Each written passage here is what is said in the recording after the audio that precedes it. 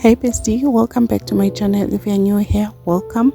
My name is Andy and today we're doing a birthday set with black nail art. So it was my client's birthday and she did it set with black art because the theme for her birthday was black and a touch of gold, but on the nails she didn't want the touch of gold.